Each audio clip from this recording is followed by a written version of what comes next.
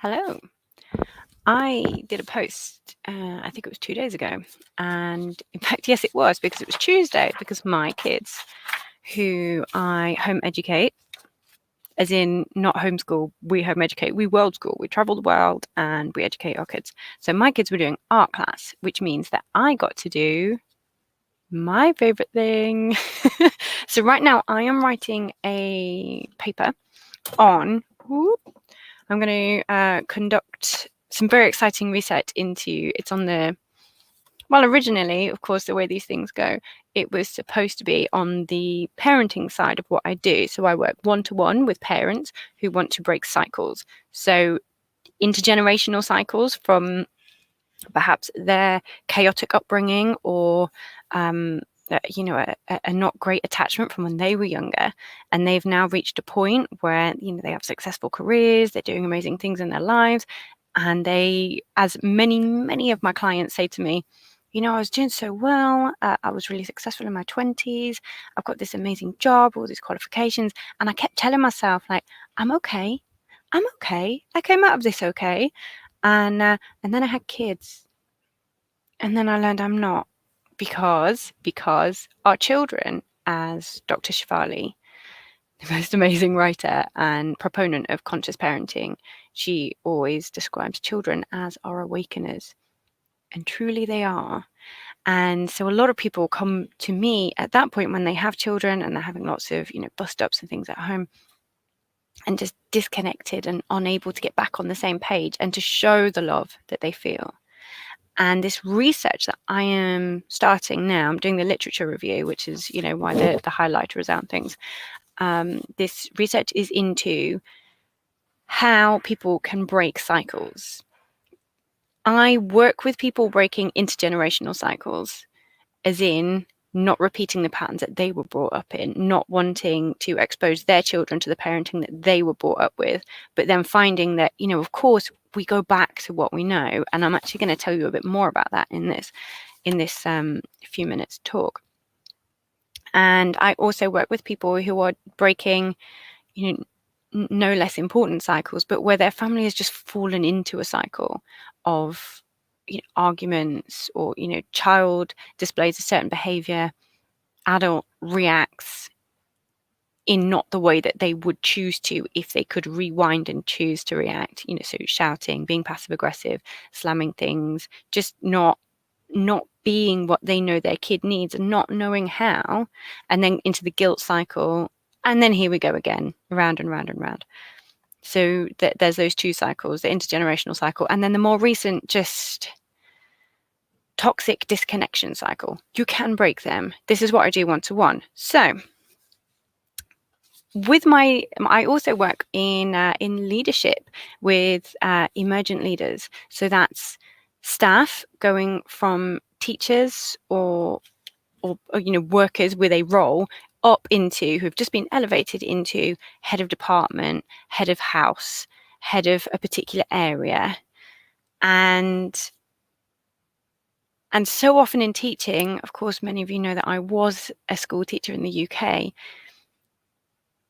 We get into middle leadership and nobody tells us what to do. Nobody gives us any CPD, which is actually insane. You're a really good teacher and people say, okay, off you go. We'd like you to be head of department, head of, lowercase h2, uppercase h2, whatever. Off you go. Here's how you use Sims or Capital, whatever, whatever software you're doing. Here's all the jobs that you need to do. And of course, it's not as easy as that.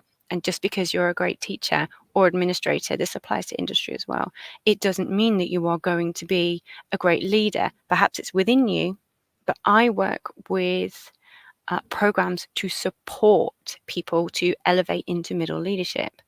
And it gives them an amazing foundation for the future, going into senior leadership. I call it soulful leadership because that is what it's about. It's about learning how to heal yourself and your inner wounds, and to look at your limiting beliefs, what stories that you have from your early childhood blueprint, which is set between the ages of 0 and 7. We know this. Our view, our subconscious stores almost like a data bank. Well, it really is like a data bank. Every time we come across a situation, for example, if you say you've grown up with a bully in your household, every time you come up against a bully, you will default back to what was the most appropriate action when you were a child.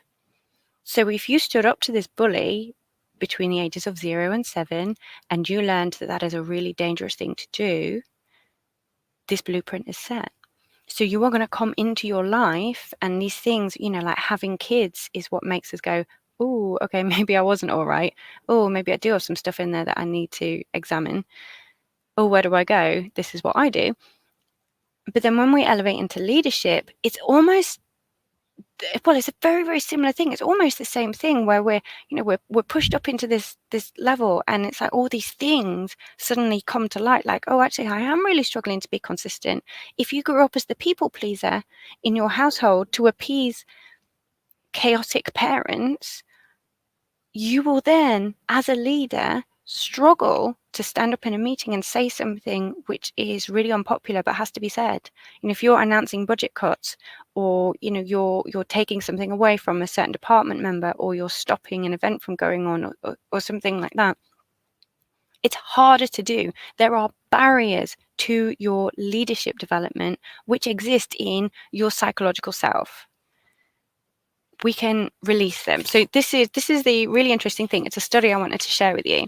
It's actually a study quoted in this one, and it is about how we make decisions. It's Gilbert, Pelham and Krull. It's 1998.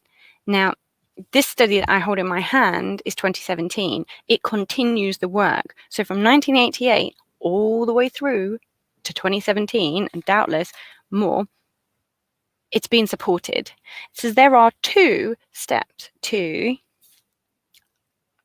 attributing judgments about the causes of other people's behavior. As in, deciding whether somebody is, getting at you, whether they are acting from a negative space, or being able to sit back and go, okay, something's going on for this person in my department. Something's going on for this kid in my class. Okay, something is really unnerving my child.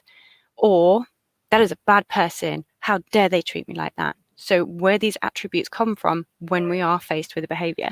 So initial step, which is relatively effortless and may occur outside of conscious awareness. This is the subconscious. This is the story bank. This is the Rolodex in your head of what do I do in this situation. Initially, the preliminary attribution is automatically activated and put into the working memory, which means we come against a bully, we go into our memory, and our subconscious goes, bullies, scary, mean, obnoxious, completely discount what they say. So this is held in our working memory. And then the second step is, so this is followed by a more cognitively effortful second step in which perceivers consider additional information to correct the initial attribution. Example here, so we have our conclusion. So bully, obnoxious, mean, scary, don't say anything. It's not worth it. Don't put your head above the parapet. You'll get it shot off. And then you have your conscious layer on top. And your conscious layer on top is where you go, maybe they're really stressed out, or actually I see why they've come to that conclusion, because, of course, they've just had their budget cut last month because of such and such. Oh, I know that person's child is sick, so, they probably haven't slept. This is our conscious modification. What does this tell you? It tells you that all the conscious training in the world is not on its own sufficient to make your leaders consistent. You need to go back in and you need to provide them a space for the self-healing, for the initial snap, knee-jerk judgment. It comes from our background. It comes from how we're brought up. It is not struggling leaders' fault if they are struggling to be consistent. We need to support them by enabling them to have a safe space to examine where those knee-jerk initial reactions come from. This is what I do. This is new. You could have it in your team. I'm running out of time for my 10 minutes, so I'm going to get off.